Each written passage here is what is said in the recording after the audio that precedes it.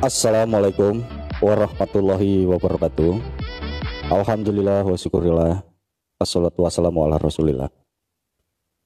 Asyhadu alla ilaha illallah wa asyhadu anna muhammadan abduhu wa rasuluh. Teman-teman semua, selamat malam, selamat berbahagia. Memang sudah ada ramalan bahwa Satria Piningit ini akan muncul dari keluarga yang memang kehidupannya sederhana. Memang itu sudah diramalkan. Nah, setelah itu diramalkan, harus ada perwujudannya, dan yang mewujudkan itu sebagian besar perannya Kanjeng Sunan Kalijaga. Nah, semasa Demak itu perang sama Majapahit, Demak ini kan Sultan Bintoro ini kan Sultan Agung ini kan anak dari Selir dan akhirnya menggempur Majapahit. Kenapa menggempur Majapahit? Padahal Majapahit itu ayahnya. Nah, beliau menggempur Majapahit karena pengen merubah tatanan yang tadinya perabuan menjadi kesultanan. Itu yang pertama. Nah, dari situ akhirnya menjadilah kerajaan kesultanan. Nah, setelah menjadi kerajaan kesultanan kan Prabu Brawijaya yang kelima ini kan moksa. Nah, begitu moksa kan hilang, nggak ada bekasnya, nggak ada jejaknya. Yang memerintahkan moksa itu kan Kanjeng Sunan Kalijaga juga. Dan 117 anaknya memang diasuh sama Sunan Kalijaga dan dipencar-pencar di berbagai daerah. Ada yang menjadi pemimpin, ada yang tidak usah menjadi pemimpin. Nah, itu yang pertama. Nah, yang kedua setelah menjadi kesultanan yang tadinya itu adalah anak dari Selir, akhirnya si Hadiwijaya atau Jaka Tingkir ini punya anak namanya Pangeran Benowo.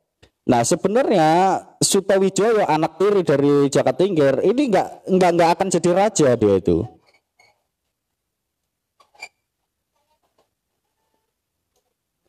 Teman-teman, ini kan cerita ya, sebuah cerita itu ya, namanya cerita seperti ini kan ada yang di Google, ada yang memang tidak ada di Google. Ini hanya sebuah gambaran, ini sebuah cerita adalah spirit motivasi untuk diri kita pribadi. Jadi sebuah sejarah atau cerita itu belum tentu kebenarannya itu belum tentu akurat. Nah, jadi teman-teman semua kita lanjut ya. Nah, Hadiwijaya atau Jaka Tingkir ini punya anak Pangeran Benowo sama anak tirinya itu yang namanya Sutawijaya. Sutawijaya ini pengen banget jadi raja ini gimana, pengen banget jadi pemimpin ini gimana, karena dia melihat kok kayaknya kesultanan ini enak banget, jadi raja ini enak banget, pengen apa-apa ini dikasih, pengen apa-apa gampang, pengen apa-apa keturutan, gimana caranya dia jadi raja.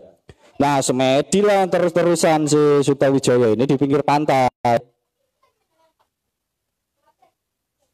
Nah, setelah semedi di pinggir pantai, akhirnya si Sutawijaya ini ketemu Sunan Kalijaga, ketemu sama Sunan Kalijaga. Nah, setelah ketemu sama Sunan Kalijaga, akhirnya beliau bilang, Kanjeng Sunan, saya ini pengen jadi raja, bisa atau tidak? Lalu Sunan Kalijaga bilang, ya silakan kamu jadi raja, jadi aja. Cuma apa visi misimu? Nah, biasalah visi misi raja itu kan menyejahterakan umat, bikin peradaban baru dan lain-lain. Visi misinya sangat baik. Karena terus-terusan sampai 3 kali ketemu sama Sunan Kalijaga, akhirnya diberikan motivasi sama Kanjeng Sunan Kalijaga. Karena apa? Sunan Kalijaga berpikir, dia ini kok kayaknya ngotot banget nih pengen jadi raja. Ya udahlah, akhirnya dijadikanlah si Sutawijaya ini di stempel dari ACC sama Sunan Kalijaga bahwa akan menjadi raja di Sabdo Pandito.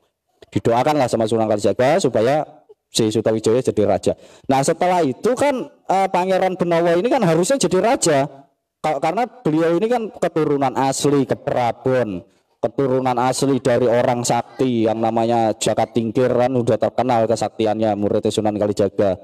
Jiwa kepemimpinannya sudah tidak diragukan lagi. Nah, mengikuti jejak yang 117 anak dari Prabu Brawijaya sebelumnya, akhirnya Sutawijaya diambil sama Sunan Kalijaga dengan alih-alih, sudah kamu temani saya saja, temani saya dakwah. Harta ini nggak penting, buat apa sih jadi raja-raja.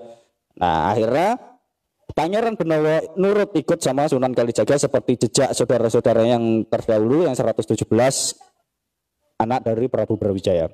Assalamualaikum warahmatullahi wabarakatuh.